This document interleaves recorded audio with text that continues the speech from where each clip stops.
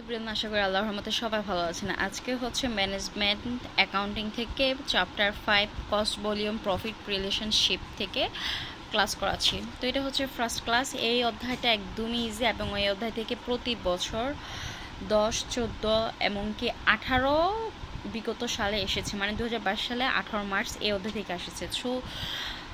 So বুঝতেই পারতেছেন এই অধ্যায়টা কতটা ইম্পর্টেন্ট। তো মাস্ট বি 10 তো পাবেনই, আউট অফ হচ্ছে কেউ ভাগ্য ভালো হলে 14 পেতে পারেন। তো এই অধ্যায়টা কিন্তু অনেক ইজি, অনেকে এই অধ্যায়টা ভয় পান, কারণ হচ্ছে সূত্র মুখস্থ করাটা একটু টাফ আমাদের জন্য, বাট অধ্যায়টা একদমই ইজি।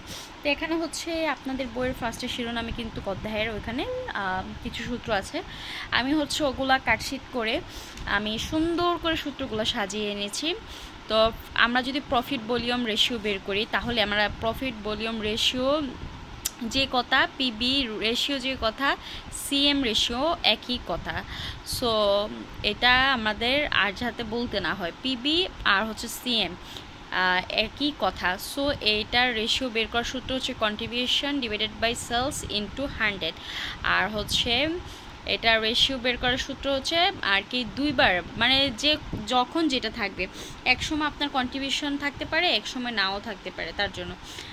আর যখন দুইটা বছরের সাথে তুলনা করা হবে তখন এটা, যখন দুইটি বছরের মধ্যে তুলনা করা হবে তখন এটা হবে change in profit, change in sale, মানে দুইটা বছরের প্রফিটের মাইনাস আর হচ্ছে দুইটা বছর সেলসের বড়টা থেকে ছোটোটা মাইনাস ইন্টু হচ্ছে 100, এই আর কি, এই বুঝে গেলেন। তারপর হচ্ছে মার্জিন অফ সেফটি, এটার টাকা পার্সেন্টেজ অ্যান্ড ইউনিট কীভাবে বের করব।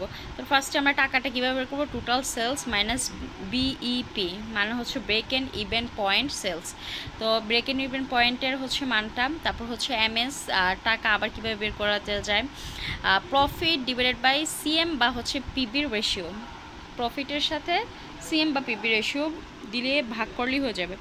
এমএস রেশিও কীভাবে বের করব, MS ratio margin of safety divided by sales into 100, ঠিক আছে। তারপর ফিক্সড কস্ট, আমি যেভাবে সূত্রগুলো সাজিয়ে লিখেছি, আপনারা চাইলে এভাবে হচ্ছে আপনারা আপনাদের নোটস বা হচ্ছে এরকম পেজে রেখে, বইয়ের ভিতরে রেখে অঙ্কগুলো সমাধান করবেন। তো সবগুলো আছে না অ্যাভারেজ, দেখেন সবগুলো সূত্র, এই সূত্রগুলো হচ্ছে আপনি ধরেন সকালে এটা, বিকালে এটা, দুপুরে এটা, মানে একটা টাইম করে এগুলো সব যদি পড়েন। আর বিশেষত আমার সবচেয়ে কথা হবে, যদি আপনি সূত্রগুলো প্র্যাকটিস করেন, মানে হচ্ছে কীভাবে অঙ্ক করে প্র্যাকটিস করেন, তাহলে বেস্ট ইয়ারটা থাকবে কি আপনাদের মনে থাকবে, আর আনলে মনে থাকবে না। আর এই অধ্যায়ের মূল হচ্ছে আপনার সূত্র মুখস্থ করতে পারলে আপনি অঙ্ক পারবেন। তো আমি একটু ধরি, সুন্দর করে ক্যামেরাটা ধরলাম, আপনারা হচ্ছে জাস্ট স্ক্রিনশট নিয়ে সূত্রগুলো সুন্দর করে আপনাদের খাতাতে লিখে ফেলেন। এই সূত্রগুলোই থাকবে আপনাদের প্রশ্নে। সো এই সূত্রগুলোই আপনাদের জরুরিভাবে দরকার, এটা একটু লিখে ফেলেন। এই যে, তারপর প্রফিটের সূত্র, টার্গেট সেলসের সূত্র, এই আর কি। তো এবারে আমি সব সূত্র দেখানো শেষ। আমি কয়েকটা অঙ্ক যদি এখানে দেখাই দিই, আপনারা ভাববেন এটা এত ইজি অধ্যায়, মানে সূত্র দেখে জাস্ট ভয় পাওয়া, আর কিছুই না, ঠিক আছে। তো আমরা তো আর ভয় পাবো না, আমরা বুঝে গেলাম, কারণ হচ্ছে এটা জাস্ট সূত্রের খেলা। তো সূত্রের খেলা যেহেতু, এখন আমরা অঙ্কতে আসি একটু। তো অঙ্কতে আসার পরে দেখেন, এখানে হচ্ছে প্রথম যে অঙ্কটা, এ কোম্পানি হ্যাজ প্রফিট হচ্ছে 5,000 টাকা, ফিক্সড কস্ট হচ্ছে 10,000 টাকা, অ্যান্ড ব্রেক ইভেন পয়েন্ট হচ্ছে 15,000 টাকা। ফাইন্ড আউট হচ্ছে অ্যামাউন্ট অফ সেল বের করতে বলছে। তো সেল হচ্ছে আমরা কীভাবে বের করব সেটা তো আমরা জানি না, তো আমাদের হচ্ছে সূত্র বসাতে হবে। তাহলে সূত্রটা কি বসাবো আমরা বলেন তো, সূত্রটা এটাই বসাবো, আমরা জানি সেলসের সূত্র হচ্ছে CM divided by CM ratio. তো সিএমটা বের করলে আমরা হচ্ছে ইয়াটা পেয়ে যাব, সূত্রটা পেয়ে যাবো। মানে সিএমটা আমরা কীভাবে ভাঙবো, ফিক্সড কস্ট প্লাস সিএমের সূত্র হচ্ছে fixed cost plus profit. Fixed cost আর প্রফিটে যদি আমরা যোগ করি, সিএমের মান পেয়ে গেলাম, আর ফিক্সড কস্ট থেকে যদি প্রফিটকে ভাগ করি, তাহলে আমরা রেশিওর মানটা পেয়ে গেলাম। তো রেশিও আর হচ্ছে ফিক্সড কস্ট পেয়ে গেলাম। তো আমরা এটা যদি বের করে ফেলি, তাহলে আমাদের সেলসের মানটা বের হয়ে যায়। এখন এটা গেল। দ্বিতীয় হচ্ছে দেখেন, find out the amount of sale from the flowing data. Fixed cost দেওয়া আছে হচ্ছে আমাদের 25,000 টাকা, প্রফিট আছে 18,000 টাকা এবং হচ্ছে ব্রেক ইন ইভেন্ট সেলস হচ্ছে 75,000 টাকা। সো আমাদের দেওয়া আছে প্রশ্নে কি বলছে, আচ্ছা এখানে তো প্রশ্নই দেওয়া নাই, মনে হচ্ছে এখানে ব্রেক ইভেন পয়েন্ট চেয়েছে ইন টাকাতে, হ্যাঁ বিপি চেয়েছে।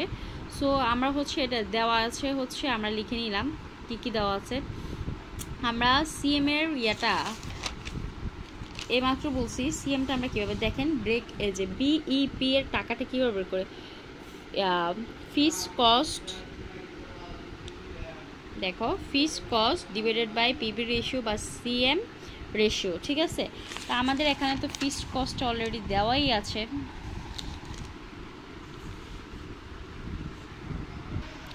তো আমরা জানি হচ্ছে আমাদের বিএপি সূত্র হচ্ছে fixed cost divided by CM, কিন্তু এখানে আমরা টোটাল সেলসটা কেন দিয়েছি, এখানে দেখেন ব্রেক ইন ইভেন্ট সেলস এটা দেওয়া আছে, তো যেহেতু ব্রেক ইন ইভেন্ট সেলসের একটা মান দেওয়া আছে তাহলে টোটাল সেলস এটা লিখে আমরা এটাকে অ্যাডজাস্ট করে নেব, ঠিক আছে।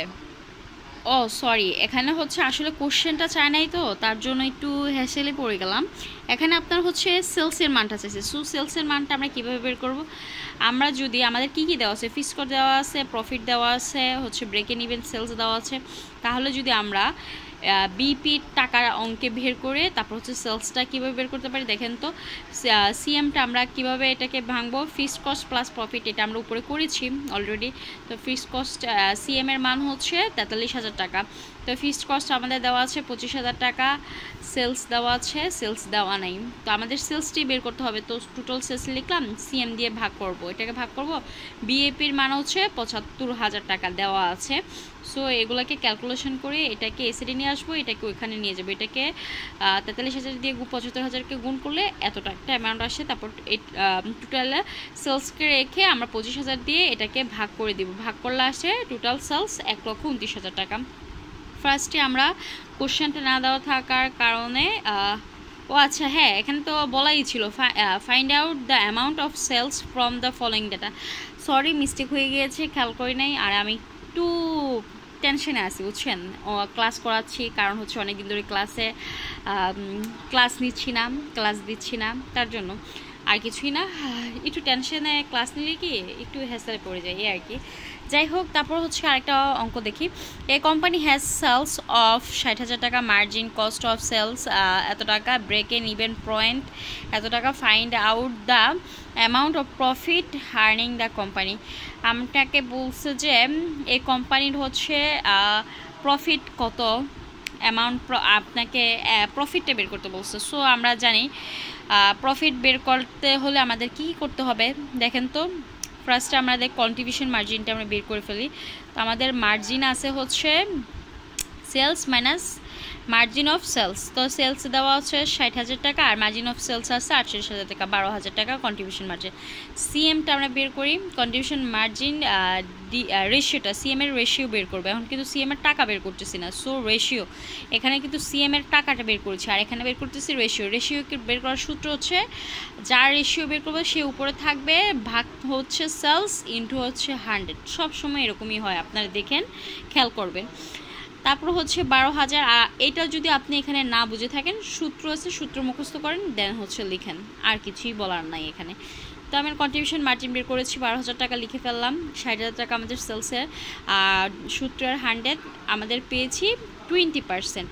এখন হচ্ছে কোম্পানির প্রফিটটা বের করবো, আমরা প্রফিটটা কীভাবে বের করব, প্রফিট বের করতে হলে আমাদের হচ্ছে কি লাগবে বলেন তো, আমাদের লাগবে হচ্ছে ফিক্সড কস্ট। তো আমাদের কিন্তু ফিক্সড কস্ট আমরা হচ্ছে ফিক্সড কস্টটা হচ্ছে আমাদের জানা নেই, সো আমরা ফিক্সড কস্টটা বের করি কীভাবে, ফিক্সড কস্টটা বের করবো আমাদের এখানে অলরেডি মান আছে break in event point, so break in event পয়েন্টে নিলাম, তো break in event point equal হচ্ছে কত টাকা, 40,000 টাকা। তো আমরা এটা এভাবে লিখতে পারি, total fixed cost divided by হচ্ছে সিএম রেশিও ইকুয়াল হচ্ছে 40,000 টাকা, টোটাল ফিক্সড কস্টটা এখানে রেখে দিলাম, সিএম এর মান রেশিওর মান হচ্ছে 20% ডিভাইডেড বাই 40,000, ফিক্সড কস্টটাকে রেখে ওটাকে দিয়ে ভাগ করলে আমাদের হচ্ছে 8,000 টাকা, তাহলে ফিক্সড কস্টের মান পেয়ে গেলাম 8,000 টাকা। নাও প্রফিটের সূত্র হচ্ছে সেলস মাইনাস ভেরিয়েবল কস্ট বা মার্জিন কস্ট মাইনাস হচ্ছে ফিক্সড কস্ট। তো প্রফিটের সূত্র এটা আমরা হচ্ছে জানি, যেটা হচ্ছে আমাদের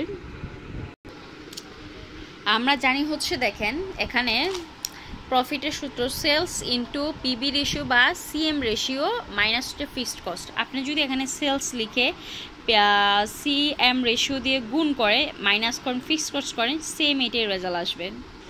দেখেন অফ ক্যামেরাতে আমি করে ফেলেছি। প্রফিটের সূত্রটা হচ্ছে আমার এখানে আমি যে সূত্রটা লিখেছি এই সূত্রটা বসিয়ে সেলস ইনটু পিবি রেশিও বা হচ্ছে সিএম রেশিও একই কথা, মাইনাস হচ্ছে ফিক্সড কস্ট, ঠিক আছে।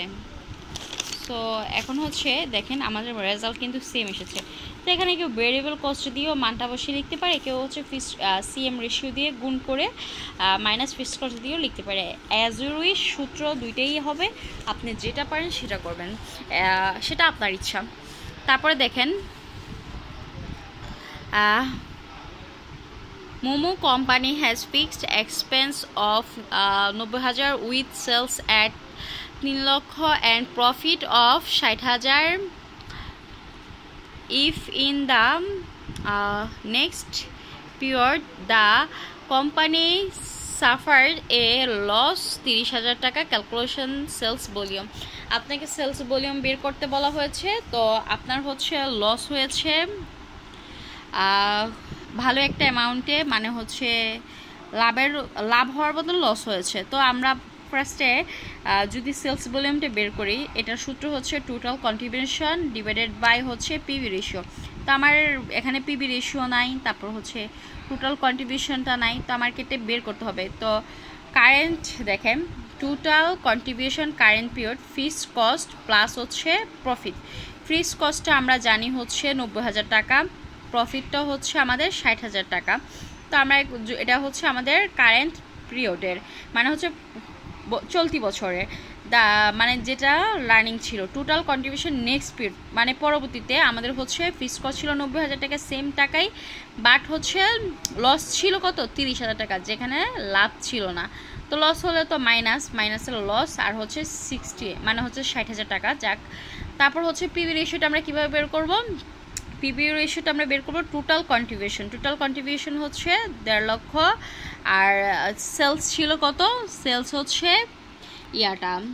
3 লক্ষ টাকা ইন্টু হচ্ছে 100। তো আমরা হচ্ছে পেয়ে গেলাম পিবি রেশিও হচ্ছে 50%। তো সেলস ভলিউমটা বের করি টোটাল কন্ট্রিবিউশন তার হচ্ছে পিবি রেশিও। তো টোটাল কন্ট্রিবিউশন আমরা পেলাম, যে ইয়ারটা হচ্ছে আমাদের লস হয়েছে সেটা হচ্ছে 60,000 টাকা, আর হচ্ছে পিবি রেশিও হচ্ছে 50%। সো আমাদের হচ্ছে নেক্সট পিরিয়ডে মানে নেক্সট পিরিয়ডের সেলসের ভলিউম হচ্ছে 1,50,000 টাকা, যেখানে 1,30,000 টাকা 1.5 লক্ষ টাকা ছিল, ওইখানে হচ্ছে 1,20,000 টাকা আমাদের হয়েছে সেলস ভলিউমটা হয়েছে, ঠিক আছে। আমরা হচ্ছে নেক্সট একটা অঙ্ক যাই। এইখানে কি আসলে অঙ্কগুলো দেখবেন কি সব সূত্র, আর কিছুই না। দেখেন এখানে সেলস আছে, পিবি রেশিও আছে, ফিক্সড কস্ট আছে, মানে সব কিছু দেওয়া আছে। আপনাকে জাস্ট বলছে পিবি বের করতে, মার্জিন অফ সেফটি বের করতে।